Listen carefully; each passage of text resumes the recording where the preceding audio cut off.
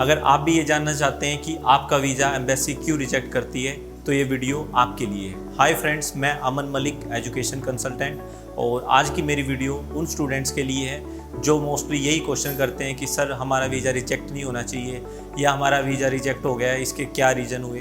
तो बात करते हैं एम्बेसी वीज़ा रिजेक्ट क्यों करती है। देखिए, जो फर्स्ट पॉइंट है, जब बच्चा 12th के बाद या ग्रेजुएशन के बाद अपनी आइल्स कंप्लीट करता है तो मोस्टली बच्चों के आइल्स जो स्कोर होते हैं वो 6 नॉट लेस देन 5.5 या किसी 2 मॉड्यूल में 5.5 रहते हैं। तो बच्चे क्वेश्चन करते हैं कि सर मैं अपना जो स्टूडेंट वीज़ा है मैं अप्लाई कर सकता हूँ या नहीं कर सकता इस बैंड स्कोर पे। देखिए, आप अपना स्टूडेंट वीज़ा जो अप्लाई करते हैं सबसे पहले इंस्टीट्यूट आता है। तो इंस्टीट्यूट हर कंट्री में हर तरीके के इंस्टीट्यूट हैं जिसमें आपकी कम परसेंटेज पे भी एडमिशन हो जाता है। आपकी जैसे 12th में परसेंटेज कम है तो तब भी हो जाता है। कुछ इंस्टीट्यूट ऐसे होते हैं जिनकी रिक्वायरमेंट ज़्यादा होती है कि आपके 60% मार्क्स होने चाहिए, 70% होने चाहिए। तो यहाँ पे जो आइल्स की रिक्वायरमेंट है वो हर इंस्टीट्यूट की अलग अलग है।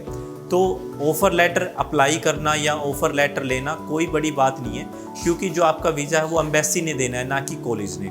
तो बच्चों के क्वेश्चन रहते हैं कि हमारा ऑफ़र लेटर आ जाएगा तो हमारा वीज़ा आ ही जाएगा क्योंकि कॉलेज ने ऑफ़र लेटर दे दिया। तो ऐसा नहीं है, कॉलेज ने आपका वीज़ा नहीं देना है, ना कंसल्टेंट ने देना है, आपका वीज़ा एम्बेसी ने देना है। तो यहाँ पे हम सजेस्ट करते हैं एज ए कंसल्टेंट कि आपको आइल्स की इम्प्रूवमेंट करनी चाहिए क्योंकि आपके आइल्स में स्कोर कम है। तो बच्चे कहते हैं कि नहीं वो हमारा एडमिशन करवा देगा, या मेरे रिलेटिव कह रहे हैं कि हो जाएगा, इस तरीके की चीज़ें करते हैं। देखिए, आपका जो मैं बार बार एक बात रिपीट कर रहा हूँ कि आपका जो एम्बेसी ने ही वीज़ा देना है, ना कि इंस्टीट्यूट ने देना है, ना कॉलेज ने देना है। तो जब फाइल एम्बेसी में जाती है तो वहीं से आपका जो सॉल्यूशन है, या तो वीज़ा रिजेक्ट होता है या वीज़ा आता है। तो उसका फर्स्ट पॉइंट ये रहता है कि जो भी आपका कोर्स है उसके हिसाब से आप अपनी आइल्स की प्रिपरेशन करें, और जो फाइल सबमिट करने का टाइम होता है वो 2 से 3 महीने का होता है। उसमें जो स्टूडेंट है उनको कुछ नहीं करना होता, वो फ्री रहते हैं, क्योंकि जो कंसल्टेंट है उनको आपकी फ़ाइल प्रिपेयर करनी होती है और फैमिली को आपका बजट पे करना होता है। तो इसमें स्टूडेंट फ्री है। तो स्टूडेंट फ्री टाइम में अपनी आइल्स इंप्रूवमेंट कर सकता है। उसके काफ़ी बेनिफिट है। एक तो बच्चे की कम्युनिकेशन स्किल्स अच्छी होती है,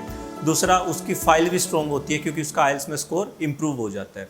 दूसरा जो पॉइंट है, बच्चे या पेरेंट्स कोशिश करते हैं कि हमारा कम बजट में वीज़ा लग जाए या कम पैसों में वीज़ा लग जाए, तो उसमें वो कोशिश करते हैं कि सस्ते इंस्टीट्यूट लें, हल्के से हल्के, जिनकी रेपुटेशन अच्छी नहीं है तो उनमें। तो देखिए, अगर हमारे जैसे इंडिया में हर तरीके के इंस्टीट्यूट है तो वहाँ पे भी हर कंट्री में हर तरीके के इंस्टीट्यूट है। लेकिन अगर आप अच्छे इंस्टीट्यूट में एडमिशन लेते हैं तो उसकी रेपुटेशन अच्छी होती है, जिससे आपके वीज़ा आने के चांसेस अच्छे होते हैं। तो आप ज़्यादा सस्ते में या जिसकी फ़ीस ज़्यादा कम हो, ऐसे कोर्स या ऐसे कॉलेज में एडमिशन मत लें जो मीडियम बजट है। मीडियम बजट हमेशा हर कंट्री में ठीक रहता है, जिससे आपके वीज़ा के चांसेस अच्छे रहेंगे। तो अपना कॉलेज और अपना कोर्स सिलेक्शन आप बहुत सोच समझ के करें, क्योंकि काफ़ी बच्चे ऐड देख के कि इतने कम पैसों में वीज़ा मिल रहा है तो वहीं पे अपना अप्लाई कर देते हैं। तो ऐसी चीज़ें मत करें, उसमें रिफ्यूज़ल के चांसेस ज़्यादा रहते हैं। तो एज ए कंसल्टेंट जब हम उनको समझाते हैं तो वो सोचते हैं कि सर पता नहीं क्यों कह रहे हैं, यहाँ पर तो ज़्यादा फ़ीस मांग रहे हैं। तो ये जो आप ज़्यादा फ़ीस अपनी पे करते हैं, इसका आपको ही बेनिफिट मिलता है,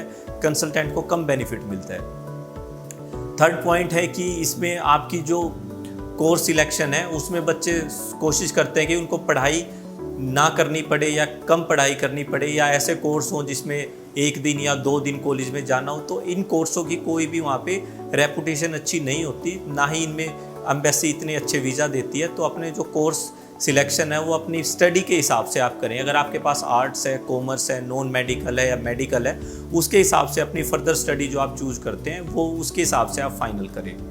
इसके अलावा अगर आपकी कोई भी इंक्वायरी है कि आपका वीज़ा रिजेक्ट किस वजह से हो सकता है, या आपके डाउट्स हैं कुछ भी, तो आप हमारे ऑफिस पे विजिट कर सकते हैं, पानीपत, करनाल, कुरुक्षेत्र, अपने ओरिजिनल डॉक्यूमेंट्स के साथ। तो इसमें मैं एक बात कहना चाहता हूँ कि जो मोस्टली पेरेंट्स हैं, जैसे 12th पास आउट अगर बच्चे ने किया तो उसके हिसाब से वो कंट्री फाइनल करते हैं कि बच्चा कह रहा है कि कनाडा करना है तो कनाडा कर देते हैं, बच्चा कह रहा है तो ऑस्ट्रेलिया करना है तो ऑस्ट्रेलिया कर लें। तो पेरेंट्स जो अपनी 10 लाख से लेके 20 लाख रुपए तक की जो इन्वेस्टमेंट है वो एक 12th वाले बच्चे के बेस पे ही लगा देते हैं। तो यहाँ पे मैं कोशिश या समझाने की कोशिश ये कर रहा हूँ कि आप अपने कंसल्टेंट की ज़रूर सुने, क्योंकि उनको एक्सपीरियंस होता है 6 साल का, 10 साल का, उनके स्टूडेंट भी हैं, उनके रिलेटिव भी हैं, तो आप अपने बच्चे के हिसाब से थोड़ा कम चलें और अपने कंसल्टेंट की बात ज़रूर सुने और समझें, और उसके हिसाब से अपनी जो इन्वेस्टमेंट आपको करनी है अपने बच्चे के लिए वो उस हिसाब से करें।